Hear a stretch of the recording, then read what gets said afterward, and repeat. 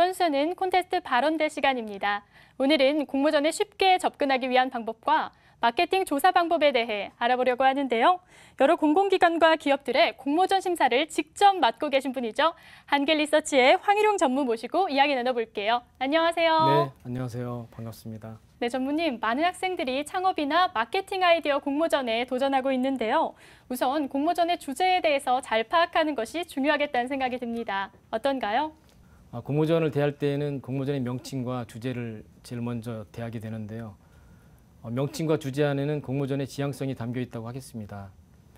공모전을 대할 때 주최 기관이나 주최 기업들에 관한 기초적인 정보를 아는 것이 중요한데요. 기업이나 기관이 어떠한 비전을 추구하고 있는지, 그리고 지금까지 어떤 전략들을 추진을 해왔는지, 그리고 향후에는 어떠한 과제들을 실행하려고 하는지 이런 것들을 알 때 공모전의 주제를 대하는 힘이 생긴다고 하겠습니다. 네, 특정한 분야의 공모전인 만큼 심사 기준 또한 독특할 것 같습니다. 어떤 기준으로 심사를 해오셨나요? 네, 총괄적으로는 주제의 지향성에 부합하는지를 먼저 보게 됩니다. 서류 심사의 최초 관건인 셈이죠. 다음으로는 아이디어의 참신성을 보게 됩니다. 그리고 그 아이디어를 얼마나 논리적이고 체계적으로 풀어가는지, 그리고 실제 생활에서 목표한 바가 제대로 구현되겠는지에 대한 실현성, 그리고 발표 심사 때에는 얼마나 잘 호소력 있게 피력하는지를 보게 됩니다. 공모전에 따라서 이러한 항목들의 배점들은 약간 조정을 하기도 합니다. 네, 참신한 아이디어가 중요하다고 하셨는데요. 그럼 참신한 아이디어를 얻기 위해 특별히 눈여겨볼 만한 자료 있을까요? 피터 드러커가 말했죠. 욕구와의 불일치가 있는 곳에 혁신의 기회가 있다고. 저는 이런 말을 학생들에게 쉽게 풀어서 얘기를 해줍니다. 실생활 속에서 혹시 불편한 게 있다면 짜증을 내지 말고 좋아해라. 왜냐하면 그곳에 기회가 있기 때문이죠. 참신한 아이디어는 그냥 얻어지질 않습니다. 평소에 관심과 연습이 굉장히 중요합니다.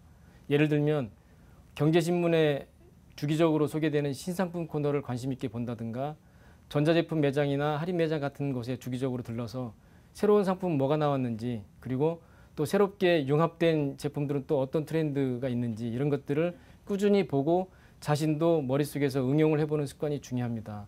출처를 감추는 기술이라고 발명왕 에디슨조차도 말했습니다. 창의성도 결과적으로는 이미 존재하고 있는 수많은 것들로부터 얻어지는 산물이라는 얘기죠. 네, 이렇게 발견한 참신한 아이디어를 탄탄하게 구성하기 위해서는 철저한 사전조사가 중요할 것 같다는 생각이 듭니다. 사전조사 어떻게 준비하면 될까요? 예, 조사하면 우선 중요한 게 경쟁사 조사와 고객 조사를 반드시 하셔야 됩니다. 우선 경쟁사 조사는 직접 경쟁사와 간접 경쟁사로 볼 수가 있는데요. 문헌조사라든가 또 기사 검색이라든가, 학생들은 뭐 비용이나 시간을 많이 못 들이지 않습니까? 그래서 이런 방법을 통해서라도 저간 기초 정보를 통해서 경쟁사의 현황을 파악하는 게 중요하고요. 또 한편으로는 경쟁 제품이 유통되고 있는 곳에 가서 그 이용 고객들이라든가 구매 고객들한테 경쟁사의 어떤 불만족 사항이라든가 경쟁 현황들을 갖다 간접적으로 파악하는 것도 중요하다고 하겠습니다.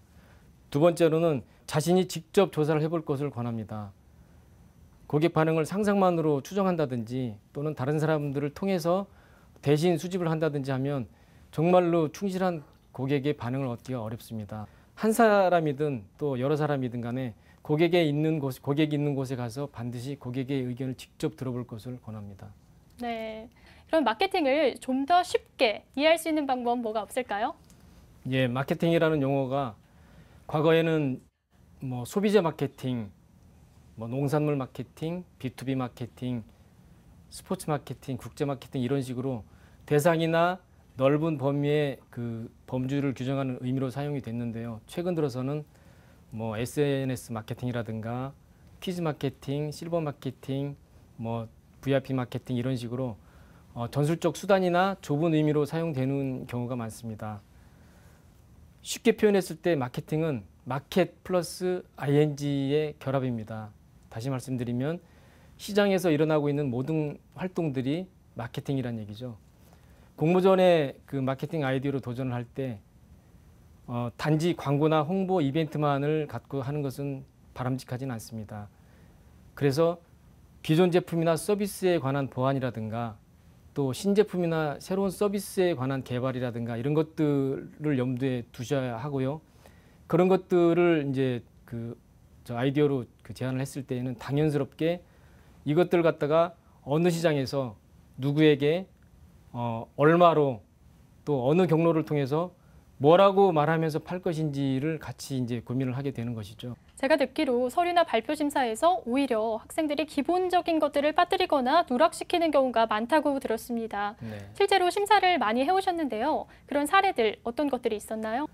첫 번째로 서류 심사를 해보면 아이디어는 있는데 논리적으로나 순서적으로 이를 풀지 못하는 경우들이 있습니다.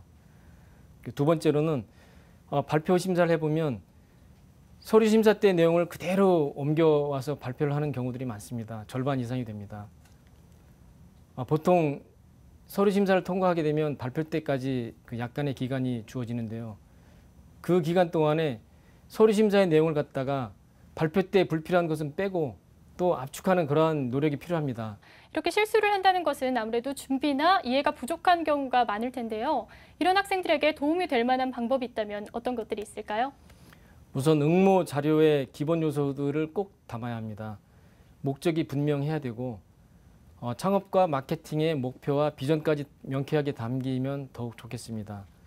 그리고 발표 심사용 자료를 만들 때에는 가급적 한 페이지에는 설명 하나와 그림 하나를 담는 것이 좋습니다. 그래야만 주제가 명확해지거든요. 실제 기업에서는 이러한 방법을 일사일도의 원칙이라고 부르면서 활용을 합니다. 내용이 많다고 중요한 것이 아닙니다. 심사 시간 내에 어떻게 핵심을 어필하느냐가 중요한 것이죠. 그러려면 잘 보이고 잘 들리고 잘 읽히고 잘 해석되게 하는 것이 굉장히 중요한 초점이라고 하겠습니다. 발표 내용을 모르는 친구들에게, 아는 친구들은 사실은 제대로 된 조언을 해주기가 어렵습니다. 발표 내용을 모르는 친구들에게 리허설 해보고 그들로부터 조언을 구하는 것도 좋은 방법이라고 하겠습니다. 네, 그럼 끝으로 학생들에게 응원과 조언의 한 말씀 부탁드릴게요. 네, 학생들은 심사위원도 그들 아이디어의 고객이라고 인식하는 것이 중요합니다. 심사위원은 주체 기관이나 기업의 입장이기도 하지만 실제 그 아이디어의 구매자이거나 이용자이거나 수혜자 입장이기도 하거든요. 고객을 진심으로 사랑하고 위하는 그러한 마음이 자기의 자료에 담겨 있는지, 그리고 내가 고객이라면 내가 지금 하고 있는 주장을 열렬하게 호응을 해줄 것인지, 그런 것들을 고객의 입장에서 객관적이고 냉철하게 바라볼 필요가 있습니다. 그래야만 더 멋진 응모작들이 나올 것이라고 그렇게 믿습니다. 네, 이렇게 전무님의 진심 어린 조언이 학생들에게 닿기를 바랍니다.